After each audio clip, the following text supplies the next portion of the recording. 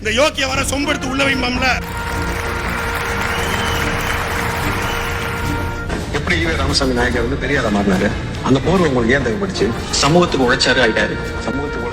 சமூகத்துக்கு உழைச்சி பெரியார் ஆயிட்டாரு ஈவேரா.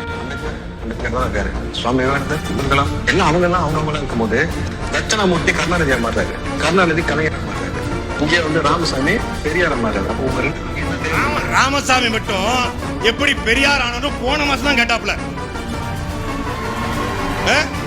ராமசாமி எப்படி பெரியார் ஆனாலும் போன மாசம் கேட்டு இவரு கட்சி கரவேட்டினுடைய நிறத்தை மாத்திக்கிறதுக்காக ஆள் மாறலாம். நாங்கள் மாறல.